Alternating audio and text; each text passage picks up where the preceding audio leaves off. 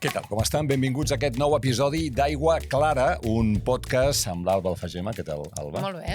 Que pretén entendre la realitat, entendre l'actualitat, explicar-la amb la pretensió de viure millor, de viure una vida bona. No exactament una bona vida, que seria una altra cosa.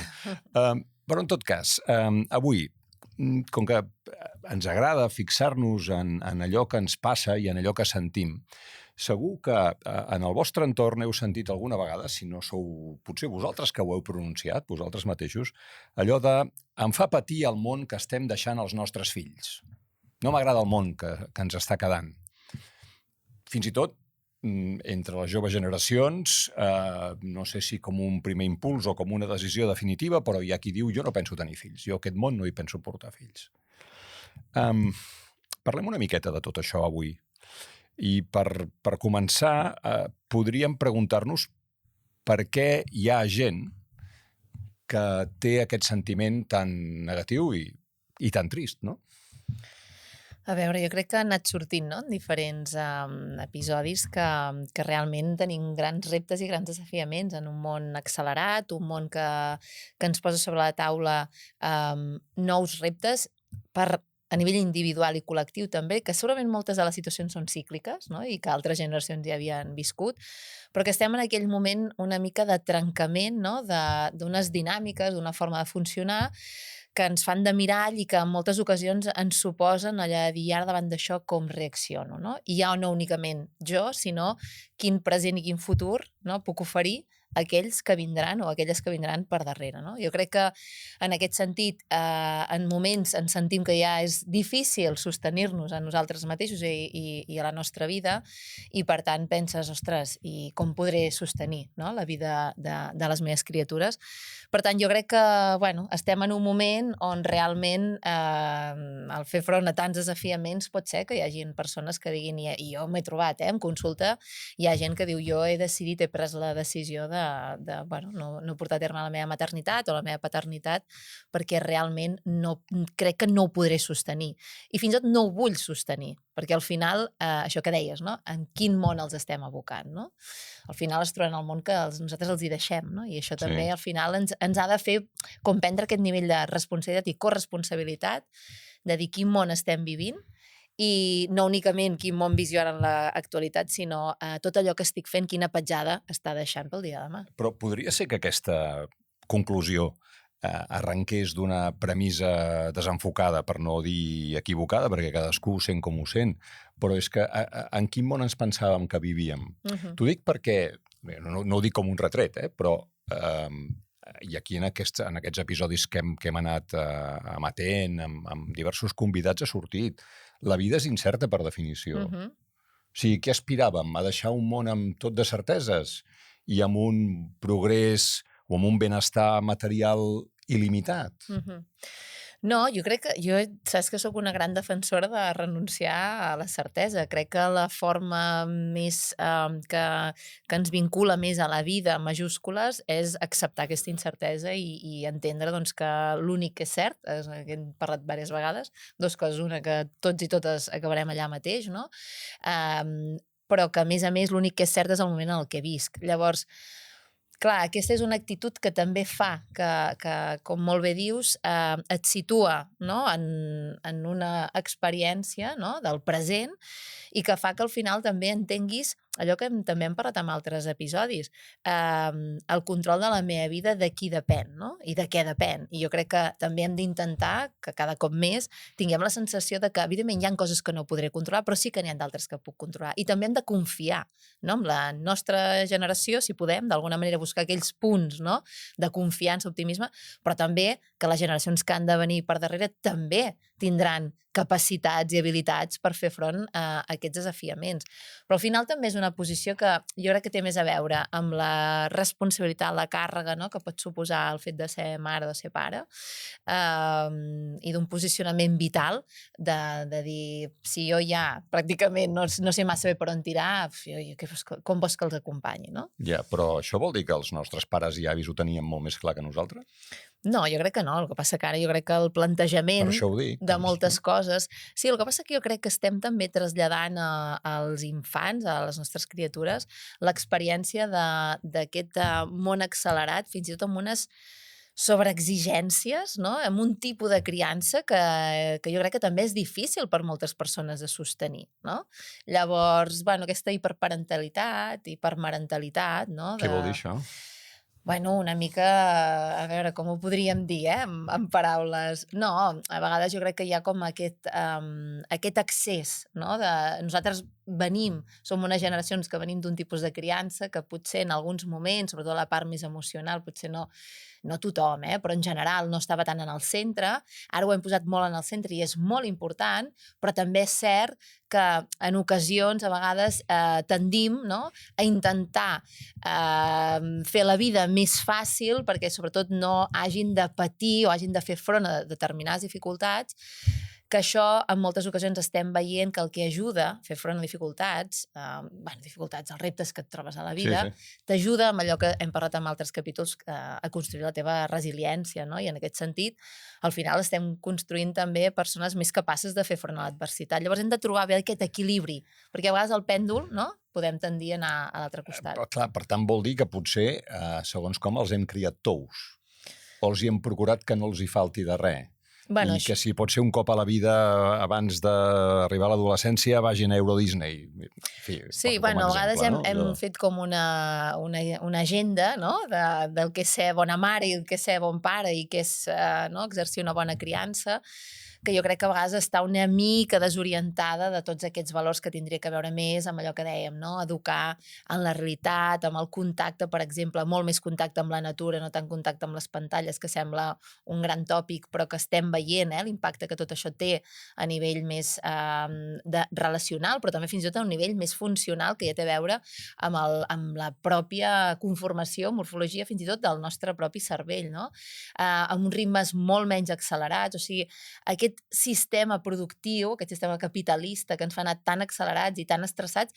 T'ha faltat dir patriarcal. Bueno, això ja saps que ho dic en cada podcast i tinc temps encara per dir-ho, Tranquil, que ja sortirà. Això em passa per parlar. Sí, però sí que és cert que el feminisme parla d'això, no?, de com ens hem d'educar des d'aquests valors més de la lentitud. Hi ha un concepte que parla una gran pedagoga, no?, que ara deixa'm llegir perquè el nom és la Catherine Lecuyer, no sé si ho he pronunciat bé o no, ja em disculparan si no, que parla molt d'aquesta educació des de l'admiració, no?, potenciar, doncs, per exemple, la importància de la realitat, no la virtualitat, sinó del contacte amb allò real, la importància de que els propis fills o filles, les nostres criatures, aprenguin a través d'aquesta admiració, aquesta fascinació, aquest interès per descobrir les coses, no?, que no els hi portem tots, sinó que sigui una cosa, no?, que neixi des de si mateixos, no?, aquest interès. També parla molt de tot aquest respecte pel ritme de les criatures, no?, intentar no fer allò un model únic, sinó que cada un té les seves realitats, les seves necessitats. Jo sé que en psicologia, ja ha sortit també en altres episodis, ens encanta posar etiquetes a tot, i clar, a vegades dius, relaxem-nos una mica, no? Al final també cada criatura ha de tenir el seu propi procés, la seva realitat, i hem construït un món que a vegades no és fàcil adaptar-s'hi. Bueno, no, però a les 8 del matí tots tenim pressa. I la canalla és quan menys pressa té. Això està clar. Això està clar, no? Està clar, però això té molt a veure també amb aquest món accelerat de vinga, ràpid.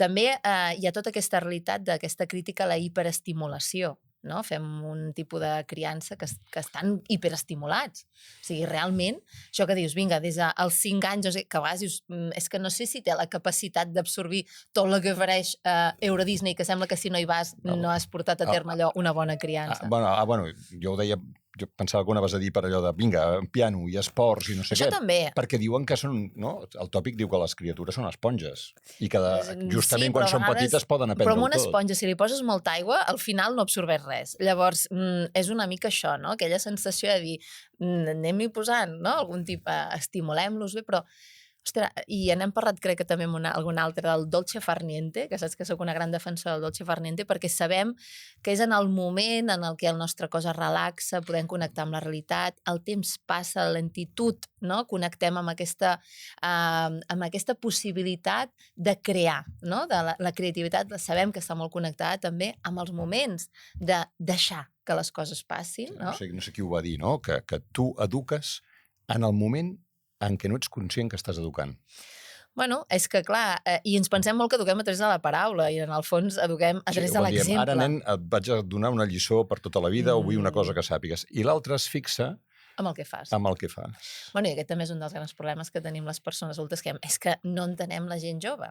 No entenc el meu fill o la meva filla. Llavors dius, bueno, mira't, no? Vosaltres com a col·lectiu d'adults, quin món també els estem deixant, quins valors els estem posant, o què els hi diem i llavors què fem, perquè no utilitzis tant el mòbil i tu, com a pare i mare, estàs allà...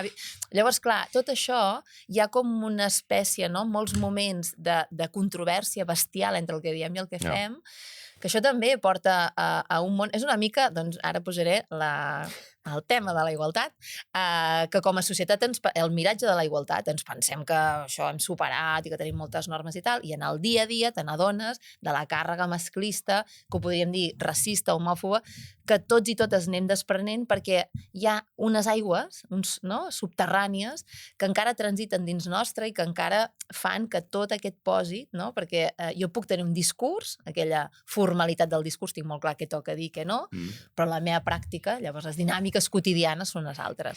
Ara que parlàvem que eduquem quan no pensem que estem educant i que som molt més observats del que ens pensem pels nostres fills, sempre me'n recordaré que allò que passa a vegades de manera inesperada i és sensacional a l'hora de sopar, no? Comentari, com es diu ara, random, que sembla que ha sortit del no-res. Diu, tu, pare, m'he fixat, això ja fa alguns anys, diu, tu, pare, m'he fixat que tu hi ha 2 vegades que insultes. Diu, quan veus el futbol i quan condueixes. Això és bastant... Bueno. Això té molt a veure amb el món masculí en els espais on surt aquest espai en el que es permet... Tots hem vist de tot, però bueno, d'acord. Sí, però és així, és bastant... Sí, és que és això, no? Jo crec que la importància aquesta de la relació entre l'adult i els infants, per d'alguna forma fer-los competents també, i perquè, fer-los competents és que acompanyar-los, Sí. I en aquest sentit jo crec que també és molt important que no caiguem en errors com, per exemple, valorar només els resultats, sinó que valorem l'esforç, valorem el procés, el camí, no? Perquè a vegades els exigim unes coses que realment l'únic que fan és generar més frustració. Crec que també és important promoure tot el tema de la capacitat, és molt important en un món canviant, promoure l'adaptació a la flexibilitat. No? Nosaltres, i això no és senzill, perquè realment molts tenim uns marcs mentals i al final adaptar-nos a aquests canvis estructurals a vegades necessites temps, en canvi, com més potenciem aquesta capacitat d'adaptació i flexibilitat, més eines els estarem fomentant. Però això ho han de veure en el nostre exemple, també, no? Tenir allò que dèiem, davant dels problemes, tenir aquella caixa d'eines que parlem en moltes ocasions per poder-nos adaptar, per exemple, no? Sí. El que em pregunto també és... Clar, pensem, per exemple, en el cas de Catalunya, hi ha estudis i fins i tot dades públiques que parlen d'1/3 dels nens d'aquest país en risc de pobresa. O sigui, em pregunto fins a quin punt, d'exclusió social, em pregunto fins a quin punt les condicions materials no són una limitació per aquest discurs. És a dir, si el que estem dient és a partir d'una determinada renda per càpita, no? D'un determinat nivell de benestar, que pots permetre doncs, algunes de les coses que estem dient. Però quan les condicions materials són justes, com pots tenir confiança en el teu futur i en el futur dels teus fills si també està demostrat que una de les condicions o un dels factors que més condiciona el futur d'una criatura és la pobresa dels seus pares, perquè a vegades és un cercle del que no poden sortir. Però aleshores, quan penso en això, també penso en la quantitat de gent que hem sortit de famílies humils i de classes treballadores i que hem tirat endavant, no et diré contra pronòstic, però allò que estava escrit. I aquí és on surt allò de dir, sí, però és que aquest ascensor social es va acabar, perquè vosaltres, tu i jo, pertanyem a una generació que hem viscut millor que els nostres pares. Però els nostres fills ja no ho viuran, això. I és per això que no m'agrada, que em fa patir el món que els estem deixant, o fins i tot que no vull tenir fills. Com sumes tu aquestes dues realitats? Bueno, és el que deies, no? Ara, i això, hi ha aquest gran debat del tema de l'ascensor social, de dir, ostres, semblava que funcionava en unes generacions i ara hi ha com aquest retrocés, no? També amb l'accés a determinats drets, perquè no estem parlant, vull dir, a vegades el dret a l'habitatge, no? O sigui, és algo molt bàsic que estem veient que les generacions que venen per darrere tenen grans dificultats per accedir. Llavors, jo crec que és cert que jo no vull caure en el tòpic, val? Però si féssim una mica aquesta regla, no? Que diem en entorns, no? On hi ha recursos i la vida d'alguna forma està com més solventada, les criatures sortiran amb més recursos emocionals perquè podem treballar aquesta part. Això no és ben bé així, perquè realment les dificultats econòmiques, que això és una realitat, evidentment veient la crisi, no? la que hem de fer front, és una realitat com a tal, però és cert que moltes criatures que venen d'entorns molt complexes, val? Han tingut acompanyaments emocionals i ells mateixos també han hagut de fer front a situacions i han donat molt valor a coses que potser altres sectors de població que ja ho tenen i que pensen que és natural tenir-ho com un valor, més com algo que ja va amb la seva pròpia experiència, el situa també en un altre lloc a vegades de donar poc, allò que dèiem, no? És que jo això sempre ho he tingut, és que és normal tenir, anar de vacances o no sé on, o tenir accés a tal, portar no sé quines vams... O un pastís cada aniversari i uns regals per Reis. I això també et situa en un lloc de la pèrdua també de valorar determinades coses, de la capacitat de l'esforç, en moltes ocasions, perquè sé que si no m'esforço algú ja m'estarà cobrint les espatlles.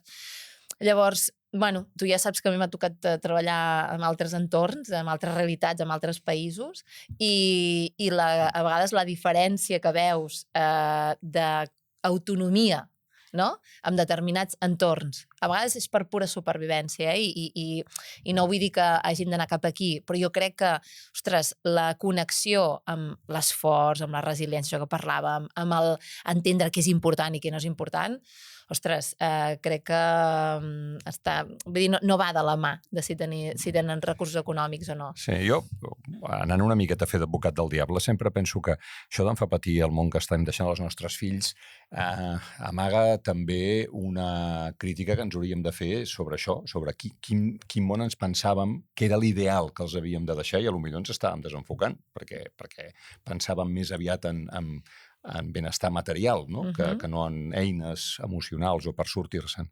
I aquí sempre recordaré, l'Alba em recorda les converses que havia tingut a la ràdio amb en Raimon Pàniker durant 14 anys al matí de Catalunya Ràdio, aquelles converses mensuals en què abordàvem qüestions relativament semblants a aquestes. I un dia parlàvem de la mort i en un moment determinat de la conversa parlàvem de com pot ser un cop molt dur. Jo li parlava, per exemple, imagini's, no?, que uns nens petits es queden orfes de pare i mare, que això a vegades doncs passa. Clar, aquells nens ho tenen molt, molt fotut. I em va tallar en sec i em va dir, però hi ha una cosa. Què passa, que vostè no té confiança en aquestes criatures? Què passa, que ja les hem de condemnar perquè s'han quedat sense pare i mare? Vostè no creu realment que se'n poden en sortir? És a dir, que no sigui que quan diem quin món estem deixant, estem amagant la nostra incapacitat, però també els estem transferint com un pessimisme, com una mena de condemna per anticipat, que francament fa... Bueno, sí, esclar, llavors la vida ja no té gaire atractiu, no? Si és així. Bueno, és que clar, també ho parlem ara des d'una visió molt, allò que diuen, adultcèntrica, que és com també hem construït la nostra societat i que a vegades també tenim una mirada una mica com d'invalidant o incapacitant, no? Quan allò parlem als joves, no? A veure, és que els joves el que estan fent, o a veure aquesta mainada... Això també passa en totes les generacions, de dir, bueno, aquests, no? Però sí que és cert que jo crec que aquest discurs no ajuda i que realment el que dius, nosaltres al final hem d'acompanyar un desplegament d'una persona que crec que la millor forma d'acompanyar-lo també és confiant amb aquestes capacitats, habilitats, competències, amb aquesta humanitat, no? El que passa que és cert que jo crec que en lloc de focalitzar tant en quin món els estem deixant i què faran i tal, potser ens hem de replantejar més nosaltres què, no? Una mica el que tu dius. O sigui, en el sentit de dir si no t'agrada el món que estàs deixant, què pots fer, no? Bueno, aquesta era la pregunta. Aquesta era la pregunta també. És a dir, perquè jo crec que és objectiu que hi ha coses que passen que no depenen de nosaltres o que nosaltres no podem canviar. Gaza, Ucraïna, el canvi climàtic. Bueno, podem fer alguna cosa, però a nivell tan micro que no l'aturarem nosaltres sols, no? Anant a reciclar. Aleshores, et preguntes quin marge tens tu, no? I això entenc que pot desincentivar, però, evidentment, no crec que ens pugui desmoralitzar ni desarmar absolutament. Sí, però a mi quan hi ha molta gent que diu no, però és que clar, jo no puc... Sí, però això és una excusa, no sé com dir-t'ho, al meu entendre, i et parlo com a psicòloga. Aquest tipus de pensament, evidentment, jo sola no puc fer res contra la crisi climàtica, però si no t'agrada el món en el que vius, hi ha coses que depenen de tu, que tu pots controlar i que tu pots fer. I al final, amagar-te sobre el jo no puc fer res és l'excusa perfecta de dir i sigo viviendo como a mi em sembla. I pobres el món que els estem deixant. És un tipus d'actitud, de pessimisme, una mica també d'allò que dèiem, d'aquest desànim, no? Hem parlat en altres capítols, ostres, és que veure notícies em porta fins i tot a voler com desconnectar del món, no? Sí. Doncs no les miris tant i centra't en el que, no? Ara parlàvem de... Però que deies de la realitat i les pantalles, no? Sí, centra't en la realitat, amb el que tu pots fer, sigues un exemple de transformació, per exemple, pels teus fills. A vegades no has només de fer activisme, militància, la teva vida destinar-la a això. Pots proposar una lectura al teu fill, a la teva filla, o llegir alguna cosa conjuntament, o una cosa tan bonica com fer militància, per exemple, amb un concepte que també parla molt aquesta autora, que és l'educació en la bellesa, no? Buscar aquelles coses, la bellesa com una experiència, que et suma, una experiència de veure el món des d'un altre lloc. Jo puc estar veient constantment desastres, dolor, tal, però això em portarà a un sentiment i una vida gris que al final, allò que diem, que no valgui ni la pena ser viscuda. Llavors, si et puc connectar amb coses que tenen a veure amb la bellesa ara la primavera, no? Ostres, està passant lo de Gaza, sí, val. Què podem fer? Evidentment, prenent consciència del conflicte, del que hi ha, sigues conscient de la sort que tens de no viure allà en aquella situació, però pensa des d'aquí si pots, per exemple, si hi ha situacions, imagina't, perquè això al final allò és una... té a veure també amb una situació que deriva en situacions fins i tot de racisme que tu pots palpar a la teva aula. Hi ha una cosa per implicar-te, pots fer coses, però alhora també t'alimento de coses boniques per fer la vida una miqueta millor, que valgui la pena ser viscuda, no? Però això que tu dius és molt just, és a dir, si tu veus una desgràcia per televisió, una de les coses que pots pensar és, ostres, que afortunat que sóc de no viure això i vaig a mirar de ser digne de la sort que tinc. Però sí, que també és una mica egoista a vegades, és dir, quina sort, però què puc fer per, no? No, però el que volia dir és la cosa perversa que veiem les desgràcies del món, però a través de les xarxes veiem que hi ha gent que viu infinitament millor que nosaltres. I només ens fixem I llavors dius, hosti, però és que hi ha gent que fot unes vacances o uns viatges o que va amb unes bosses o unes sabates i jo estic aquí amb els meus 1.500 euros al mes. Saps què et vull dir? Sí, bueno, abans parlàvem de... Mira, això també és un tema important, on ens focalitzem. És a dir, que els d'abans només veien el que passava al seu barri i ara veiem tot el que passa al món. Sí, però per això... També els que viuen molt bé. Però el problema no és únicament que ho vegis, perquè... Però és que si ho veus, aleshores vols imitar-ho. Però educa't per tenir clar on et vols enfocar. I amb el teu exemple, els teus fills aprendran, les teves filles aprendran què és important. Em comparo amb aquell que té més, que tal, no? I vull anar cap allà, o realment em centro en la meva vida, veig els que tenen més, però també els que tenen menys, soc conscient, no?, d'en quin moment estic i què puc fer jo, i cap a quin món també, jo crec que és molt important el tema de la responsabilitat social de quin món vull construir. I a vegades el món que vull construir passa per tenir aquests espais de connexió amb això que dèiem, amb intentar fer una realitat una mica més bonica. L'altre dia, una tonteria, però a casa tenim la sort que tenim una mica de jardí i tal. Ara, doncs el jardí estava ple de flors. Vam agafar amb la meva filla, vam fer una bosseta amb tot de flors que feia molt bona olor, amb plantes aromàtiques, i li vaig dir, mira, porto a classe, a l'escola, és molt petitona, té 6 anys, dic, i ho compartiu, ho expliques, que ho olorin, perquè potser hi ha gent a la teva classe que potser doncs, no té la possibilitat de tenir tal. I en parleu de quines plantes es poden veure tal.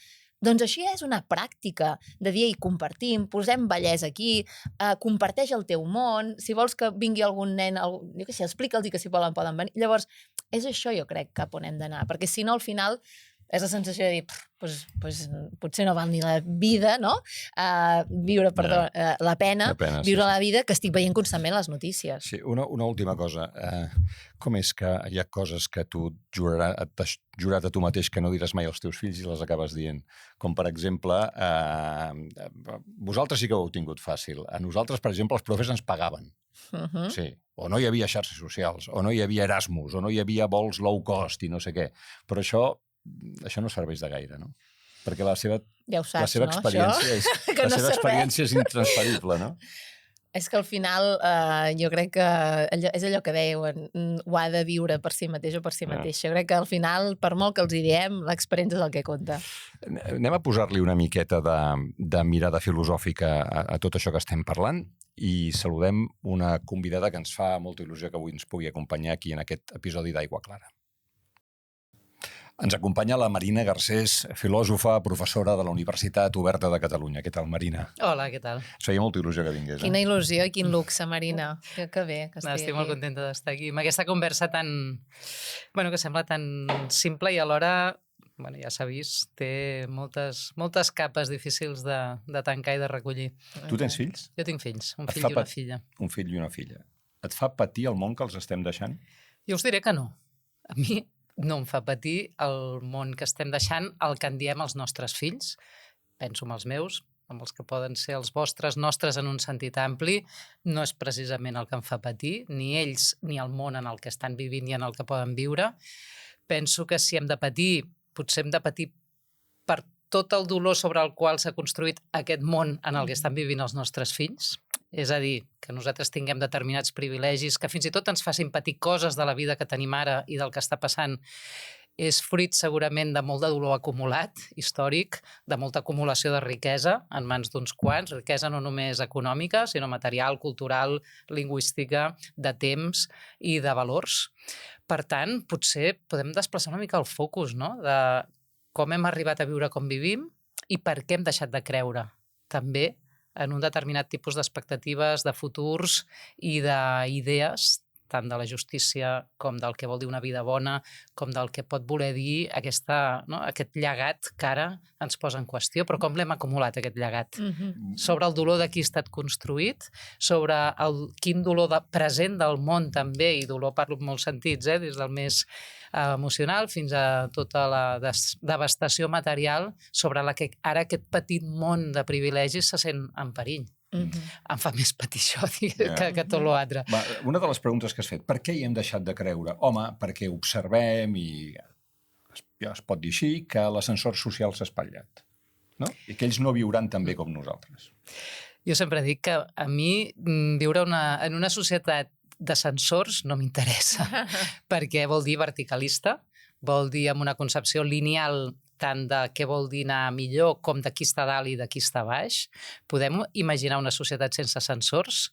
Tu abans parlaves d'un jardí. És una idea potser molt romàntica i molt bonica, però l'horitzontalitat és un altre concepte. Horitzontalitat no vol dir tots homogèniament igual, vol dir poder tenir relacions laterals, no? Realment de poder-nos mirar els uns als altres sense haver d'aixecar el cap. L'amo sempre assegut a dalt. No? Els palaus sempre s'han construït a les parts altes dels pobles, la zona alta, les classes altes, tots els conceptes d'altitud, per mi, són precisament un imaginari de la injustícia. Aleshores, espatllem els ascensors, no vulguem fer nous ascensors, fem que puguem baixar les cadires al carrer, fem que les places i tot allò que n'hem dit, els espais públics o aquests llocs de trobada, aquests llocs de pas, siguin l'imaginari de la justícia i no el de la verticalitat. S'ha espatllat l'ascensor? Bueno, potser és que l'havíem d'haver sabotejat abans l'ascensor i fer baixant els que estan a dalt. Ja. Però un cop ens hem divertit molt a les places i hem baixat tots i hem estat colze amb tothom, hem de tornar a casa. I hi ha gent que ho té molt difícil per tenir una casa. Sí, això sí, però clar, què és tenir una casa? Aleshores, jo penso que s'ha fet tota una bola emocional que despolititza injustícies concretes. Si parlem de violència immobiliària, si parlem d'especulació, si parlem de qui té les cases, no, que poden estar a les zones altes i qui té qui viu en aquests forats que cada vegada s'estan arreglant més a Barcelona, no? Tots aquests subpisos, infrahabitatges, etc. Parlem d'això. I aquí hi ha unes dinàmiques econòmiques, polítiques i socials, unes formes d'inversió, un concepte del que és un dret convertit en un bé privat d'especulació, primer amb l'excusa de l'estalvi, el petit propietari que pot tenir un piset per llogar. No, estan passant moltes més coses que això sobre aquest argument. Tothom té dret a la propietat privada. Què vol dir la propietat privada? En un sistema de drets que ha de poder garantir unes condicions fonamentals de vida abans que el teu petit dret a l'estalvi o a tenir un determinat tipus de seguretats. Clar, tot això s'ha deixat de parlar en aquests termes, segurament perquè hi ha hagut unes derrotes polítiques, una percepció que qui havia de lluitar per aquestes idees doncs potser o bé ha perdut, o bé se n'ha aprofitat, o bé no n'ha sabut. L'elaboració col·lectiva d'aquesta derrota històrica o de les successives derrotes històriques que han portat a rendir-se en aquest espai i a dir, bueno, això ja no hi contem, però almenys jo que pugui deixar un pis al meu fill. Això és un pensament de rescat, és un pensament de què salvo jo del naufragi, qui puja a la meva petita lanxa. Però no és... I penso que el gran malestar d'això que en diem els joves té a veure no tant amb jo no tindré pis, és us heu rendit. Que no sempre se sap formular així. Llavors sí que queda la percepció de però jo no tindré pis. Bueno, molta gent no té pis i en el món no és que no tingui pis, és que se n'ha d'anar de les seves terres, de les seves cases, dels seus horts i de les seves condicions bàsiques de vida.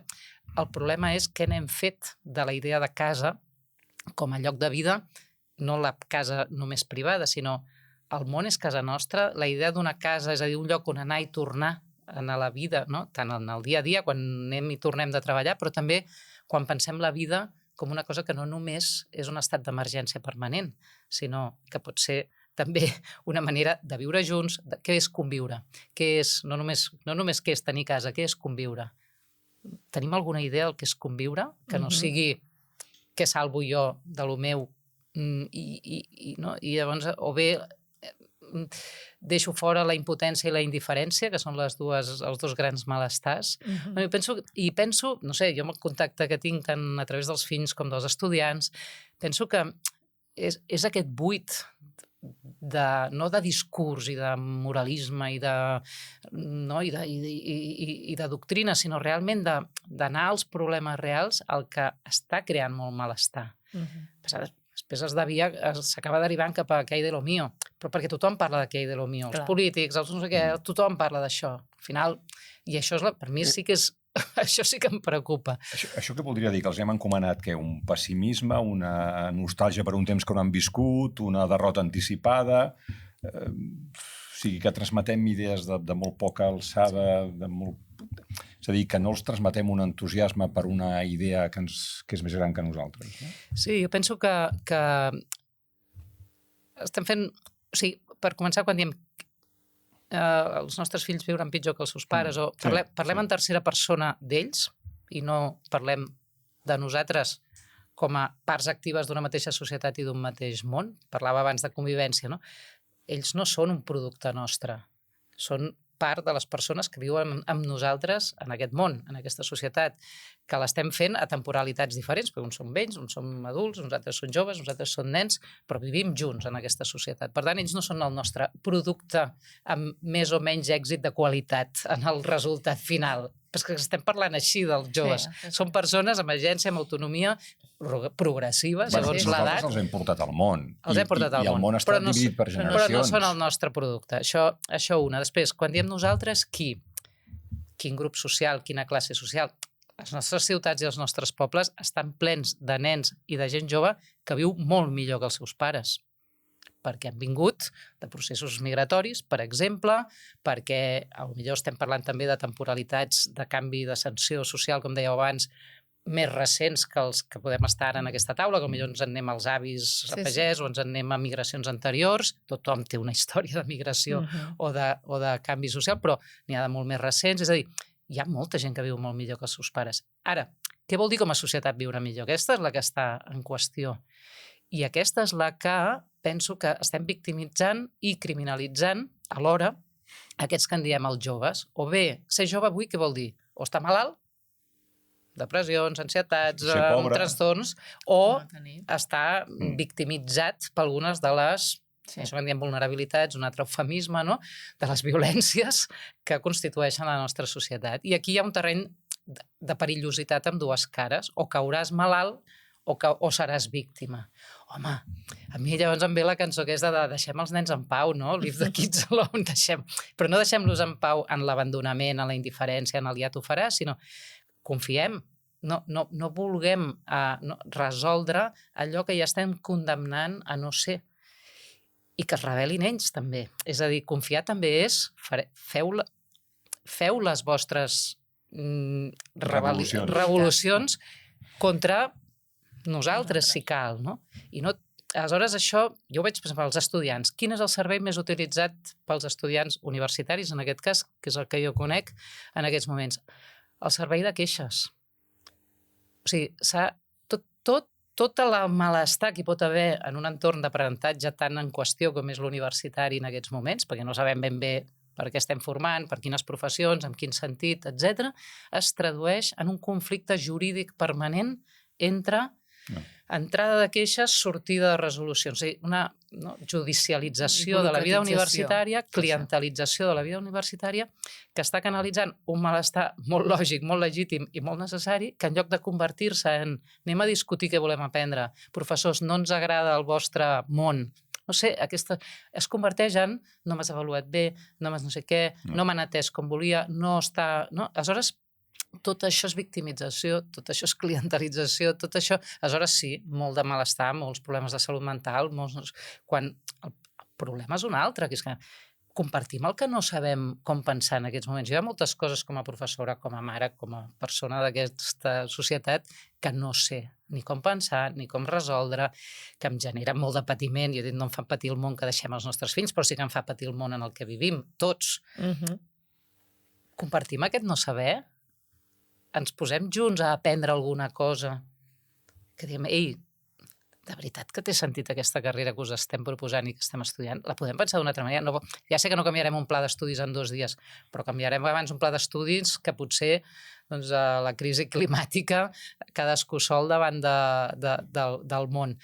No sé, ens posem... O sigui, anem a pensar junts allò que no permet que pensem amb il·lusió al futur, que mirem endavant amb empenta, que faci que ens sentim cadascú impotent sol en cada un dels rols que ens toquen en aquesta societat. I jo penso que aleshores els nens, els joves, aquests aquí estem dient els nostres fills, canvien totalment la seva posició, perquè ja no són ni les víctimes ni els damnificats d'aquest present, sinó que passen a ser els clar, totalment. Sí, perquè això que deies que és molt interessant, i ara pensava, ja fins i tot a nivell més de temes de salut mental, no? Que hem com individualitzat molt els problemes, tot i que els etiquetem, no? Hi ha com aquesta experiència de tu com a individu intentes sobreviure com puguis, no? Llavors, el fet que a vegades també etiquetem malestars que tenen una base més social i més col·lectiva fa que al final també trenquis, no? Aquesta idea de dir és que a mi el que m'està passant t'està passant a tu, a tu i a tu i a tu, i perquè és un problema social que jo estic experimentant a nivell emocional, però que si jo me'l quedo amb una etiqueta individual i vaig a fer teràpia, filla, això farà que no ens connectem, no? Llavors, en aquest sentit, aquesta pèrdua una mica d'aquestes àgores col·lectives, no? Que per final el que dius és, ostres, posem-nos a parlar tots, no? I els alumnes posem-nos en el mateix nivell, no? Que el professorat, i què necessiteu, què no està funcionant, mirem com de millorar-ho. Com ho podem... Perquè, clar, jo crec pel que dius, no sé tampoc les persones, i està molt bé aquest concepte del nosaltres com a totes les persones que ocupem aquesta societat, però clar, a vegades tampoc ho hem sabut fer. O sigui, com ho podem aprendre per llavors també, saps, allò, transmetre-ho als nostres fills i filles? Jo crec que hi ha una part que és que sí que hem de treballar els que en diem els adults, que és potser desfer-nos de tota aquesta culpa que hi ha darrere del que esteu plantejant, no? També venim de la cultura que venim, sí, hi ha un substrat catòlic, etc. Independentment de les creences de cadascú, hi ha una idea, en el fons, jo crec que hi ha una culpa generacional, una culpa històrica. Una mala consciència. Sí, una mala consciència que és interessant parlar-ne, que és interessant verbalitzar-la i no posar-nos a la defensiva, que és normalment el que passa quan hi ha un sentiment de culpa. I tot el que s'està plantejant en converses com aquestes, en el fons es mou en aquest ball entre la culpa i el posar-se a la defensiva. No ho he fet prou bé, doncs ara ho he de reparar, no? I aleshores, doncs sí, això. Aleshores, penso que potser també baixar aquestes defenses, acceptar el no saber, poder no només posar-se en aquest lloc de doncs no ho hem fet prou bé, ara posarem un parxe o el resoldrem millor. I si no tenim aquesta solució com a sistema de garanties, com a sistema de respostes, com a lloc en el que poder justificar que el nostre pas pel món ha estat bo, i aleshores en donem aquest lloc des d'on ens presentem en aquests que ara venen o que ara pugen i diem, quines són les nostres derrotes i quins són els nostres somnis. Molt millor que parapetar-se en aquest, fer el millor que podíem. I no, perquè a mi no m'agrada el món que estem deixant als nostres fills, però tampoc m'agradava el món dels meus pares. És a dir... Sí, que no sembli que el passat era tot ideal. Clar, és a dir, també aquesta idea de no volíem ser com els nostres pares, històricament parlant, és un gran motor de canvi. I el necessitem molt. És necessari, sí, totalment. Clar, aleshores també, aquest espai també més antagònic, i no tan moral, més de lluita en el sentit no només de lluita social, política, etc., en les formes que potser coneixem, sinó de posar, d'activar la vida en direccions que no són les que estan establertes i que no són les que ja reconeixíem com a bones, garantides, i socialment acceptables. Penso que també trasllada tot aquest discurs emocional, moral de la culpa cap a un espai més creatiu, més actiu, potser també més incert, però alhora penso que obre la pregunta pel sí, més sa, i obre la pregunta també aquesta, per qui pot aleshores entrar en aquest joc de repensar el que som en relació amb els altres. Una de les coses que ens passa també, i en certa forma suposo que és normal, que és que vivim el present i ens sembla que les condicions aquestes del present ho determinen tot. Però si obrim una miqueta el focus i anem una mica més enrere, en la història de la filosofia, aquesta mena de pessimisme pel present i pel futur, tot això no deu ser d'ara. Poc o molt, a totes les èpoques es deu haver viscut alguna cosa semblant, no? Sí, ja. Sí. Per una banda hi ha el tema aquest generacional, que és una paraula que no m'agrada, però que sí, al final som vides que van transitant a través de diferents etapes, i aquesta filosofia de vells que miren el món espantats cap als que pugen, ja sigui perquè els posen en qüestió, ja sigui perquè no han sabut d'alguna manera deixar-los alguna cosa bona, és constant al llarg de la història. I com jo deia, jo penso que és bo si en lloc de convertir-se en un espai de la culpa o de la desfeta pot ser un lloc fins i tot de conflicte i d'antagonisme entre uns i uns altres i com a motor. Una altra cosa és la percepció històrica de quin temps estem vivint. I és veritat que no sempre, ara estem en un moment que veiem catàstrofe, veiem col·lapse, veiem tota aquesta terminologia de la devastació, de la destrucció. Un canvi d'ordre mundial, no sé què, els Estats Units, la Xina... I hi ha èpoques històriques que són més d'obertura, de canvi cap a millor, de progrés, que és una paraula que avui dia doncs, està molt en qüestió, de millora, de construcció, etc. Però això en termes històrics no sempre és així, com s'està vivint. La pregunta filosòficament per mi important és qui està percebent que va millor i qui està percebent que va pitjor en cada moment. Perquè allò que en diem, la modernitat, el progrés, quan tot anava millor, sí, això a Europa, ves a anar fora d'Europa. Potser és una conversa una mica eurocèntrica, aquesta, on s'estaven espoliant boscos, persones, esclavitzant poblacions, arrasant amb llengües i cultures. Per tant, sí, era una història a millor d'un temps i un espai del món. I el mateix ara en termes de petites classes socials europees que ara veuen qüestionats una mica els seus privilegis, també, ara fa poc a França estava en un debat, parlaven això, a França parlen molt d'això, no? De la pèrdua de privilegis. Al final dius, els privilegis de qui? De qui estem? Què és el tema favorit de l'Alba? Els privilegis de qui? Va haver un moment que vaig interrompre el debat i vaig dir, però de qui estem parlant? Els privilegis de qui? Totalment. Clar, aleshores... Aquí és on aquestes grans abstraccions històriques es tornen interessants i es tornen punyents i es tornen també autocrítiques en moltes de les coses que hem fet. Les etiquetes històriques a vegades són una mica tramposes, perquè, per exemple, si als anys 60 a Europa, al món desenvolupat, doncs van ser d'una gran expansió. Sí, l'home va arribar a la Lluna, però va haver-hi moments tan feliços com els Beatles. I vam veure Kennedy. Perfecte, sí, però també vam veure l'assassinat de Kennedy, del seu germà, vam veure Martin Luther King, però vam veure l'assassinat de Luther King i el començament de la guerra del Vietnam. És a dir, que en una mateixa època on tu pots identificar moments de felicitat col·lectiva, també hi ha uns desastres colossals, no? Vull dir que això... Totalment, i després a què en diem, o sigui, on posem la línia del temps i allò que defineix la línia del temps? Pot haver-hi avenços, per exemple, en termes democràtics, en un determinat país, en una època, en un moment... Catalunya. Que hem viscut, no? I de la qual tenim memòria recent, etc. I pots dir, això era anar millor.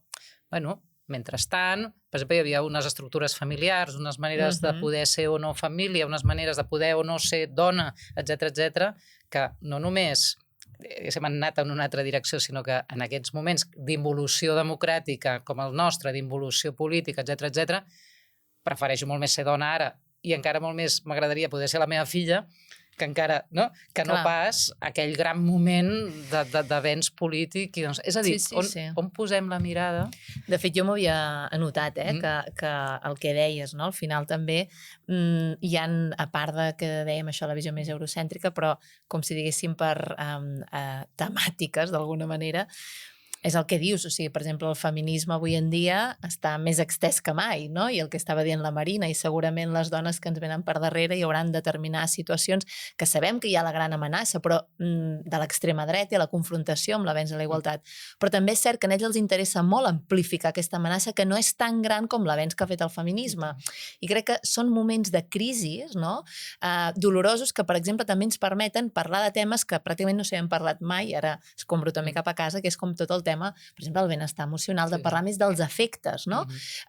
Cosa que abans no s'havia parlat. De les cures, que hi vam dedicar un episodi, no? Sí, d'alguna forma, també aquestes grans crisis, no? Com ara estàveu comentant, permeten que temes que al meu entendre són absolutament necessaris, hagin ara aflorat i que estiguin ocupant un espai i que segurament molts, i parlo expressament en masculí, també sentin que tot això és una amenaça per ells, perquè també va d'això, i que això contamini aquest sentiment d'amenaça. Una altra pèrdua de privilegis. No? Totalment.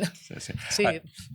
No, la pregunta és, clar, ara ho has mencionat i potser no havia sortit en la conversa encara, per què de tot això i de tota aquesta manera difícil de mirar i de saber on posar el focus, i tot això que en diem l'extrema dreta, en termes morals, polítics, racials, etc., està sabent donar una resposta, almenys com a sentiment d'època, que atrau els joves.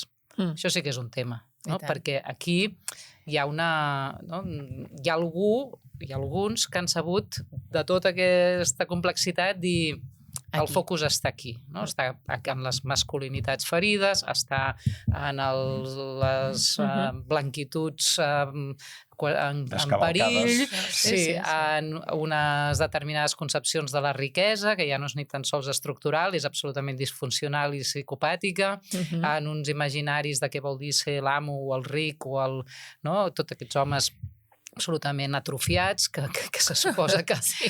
I aleshores, clar, això sí que jo penso aquí, ja parlant en termes de preocupació concreta, no? De per què hi ha uns sectors importants de determinats joves que senten que tot el que ha fallat per altres opcions, tant polítiques com morals, com culturals, aquí hi ha una resposta, doncs això planteja realment alguna cosa bastant més profunda que viuré una mica pitjor que els meus pares.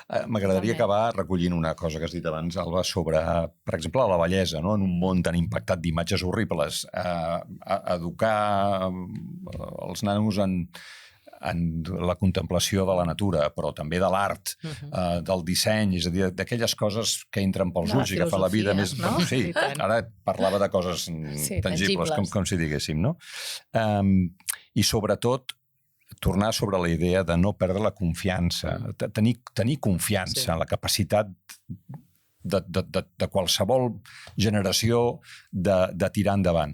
Jo, sabeu quan la tinc per parlar de la bellesa? Jo quan veig canalla jove, nens o joves, tocant un instrument o en una orquestra, cantant en una coral,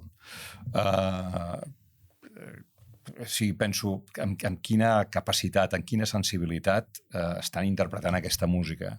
Com puc no tenir confiança en persones que són capaces d'això? No?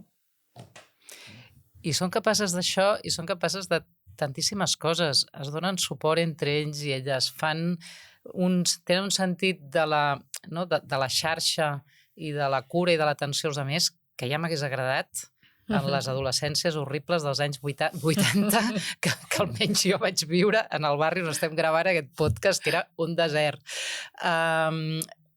En la manera com dubten de les coses.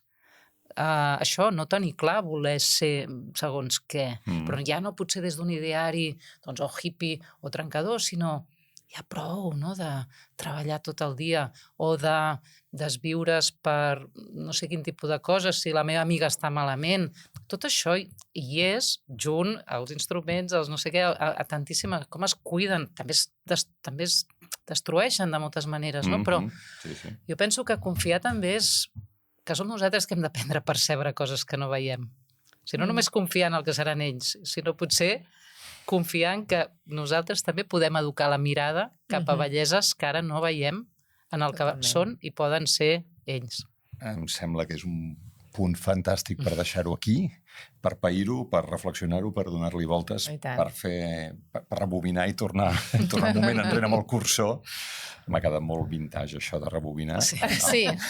I saps, de tornar enrere i tornar-ho a sentir. Moltíssimes gràcies. A vosaltres, Marina. Gràcies. A vosaltres també. Moltes gràcies per haver-nos seguit. Fins aquí aquest episodi de l'Aigua Clara.